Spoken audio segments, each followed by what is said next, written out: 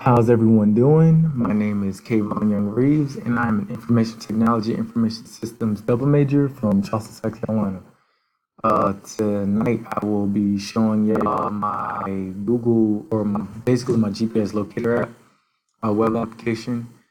It allows a user to see active users on a map, including themselves, and scan a map using Google Maps API.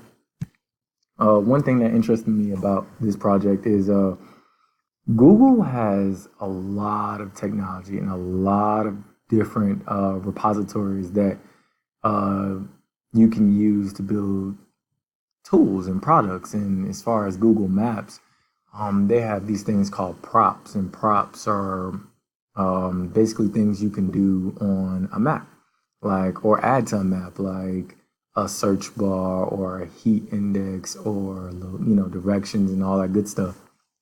So really, I decided to create this app because I realized that you know I was very interested in Apple's Find My Friend. So I was thinking, all right, let me try to like do a little something like that too. So here we are. So here's what it is. Actually, I'll show you some code before I do this. So let's go into here. So of course, my project name is GPS Locator, but it's all good and dandy. I did this in React. I made a React app. So of course, all these basic files come with it. Um, Here's my dependencies. I'm using Axios, so I can basically send requests to my server and stuff like that. Google Maps React is the repository that you can grab. You grab all of your Google API stuff, all calls from NodeMine, which allows to refresh a server without having to start it over.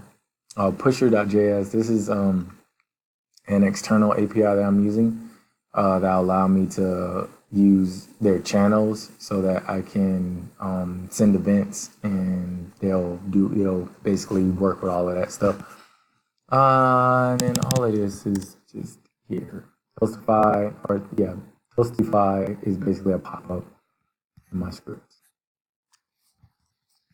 So this is normal. Oh, restart. Here's a little example, live example of it restarting. And I have 8 online users out there. I'll show y'all what that's about later. But here's the bulk of everything. So of course you have to import your Google Map React repository, but library along with Axios and Pusher. Here's my toaster container and toast, all that good stuff, and the style that I'm using. This is my API key. So the API I had to use or I had to get was from like I said, Pusher. And Pusher basically allows me to have different connections on the same API key and keep it moving. Not in a sense keep it moving, but allow me to have different users and track different users on a channel that they use that is mine.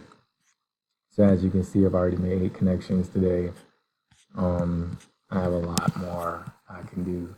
Hopefully I don't take my stuff, but I'm deleting it anyways. But going into Google's props. So here's the component. My bad, I'll go over all that stuff. Here's the component. This style is basically the style of a map that I want. Here's my API key from Google API and where I want my marker or where I want the map to start and how far away I want it. Location marker is basically where there will be a marker placed where the location is grabbed from my map, and it will add a username and ID, which is, I made this up. The location and the name tagged to the marker. It's better to show y'all. So can't really see it because I have so many users right here, but it randomizes a name and puts the location. I haven't got real-time location yet, but that's work for the future. So coming back here, you can see this is where I return my location marker right here and my toast container, which basically is what you saw earlier that popped up. So coming up here, here's where I define my map style. You know, this is how big I want it. My marker style, how big I want it. You can include custom markers as well, and my image style. So here is where I'm also calling an external, not API, but image for my marker. And of course, normal HTML tags. But here's where I'm basically I'm not setting my states, but here's where I initialize my states. And my component, I have to make this connection right here to my pusher channel. And this requires my API key and basically an auth, which I'll show you in my server and basically where I'm from, where I'm at, what region I'm at. Once you create a channel, or subscribe to a channel, and the channel is that this here right here, a channel that basically I'm funneling all my events to. Once you subscribe to a channel, then that's when you can send or you can view online. Everybody who's on that channel, you can view who's online and get their locations as well. And all this is right here is binding. I had to get this from the website, but it basically binds that that state and shows where, or it basically updates that state. And here it notifies once that user is removed and added. Here's where I can get the location. This is provided by Google, or this part, and it updates the state as well. But when I make those calls, and here's a notify, it does nothing really, just a simple animation, and you're able to here's some properties, hide it, stuff like that. Super simple. But here where I had to update my location and pushed off, that is in my server where I'm using Express, of course, body parsers so that I can read in requests and stuff like that. Here's where I initialize my pusher, and here is basically where I authorize the sockets that I'm using and make sure that it's a valid socket so that nobody or not a random person could just hop on my channel. And here's where my server updates the location with the username and location of the user that it randomly generates. And this is the port that I'm using. So really just to show it in action,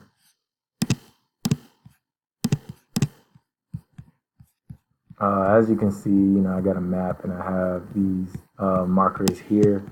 But the reason why I had 8, or if I refresh, have 8 is because I have 8 different sessions up. So if I delete one, oh, here goes 7. If I delete another, oh my bad. If I delete another, oh my gosh, still 7.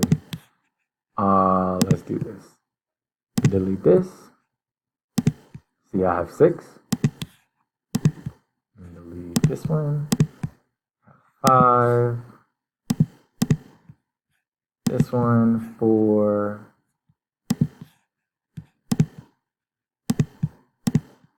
3, 2, and the other one is on this one. Sorry for all these tabs. 1. So, like I said, it tracks the users that are online on this channel so that if you have multiple friends, you'll be able to track their location. And in the future, I would want to basically be able to provide a middle way for that. And just to show y'all that it works both ways, I can go close and boom, add a connection right there. And 2 users online. Really, something simple, really playing around with Google Maps API and Pushers API as well.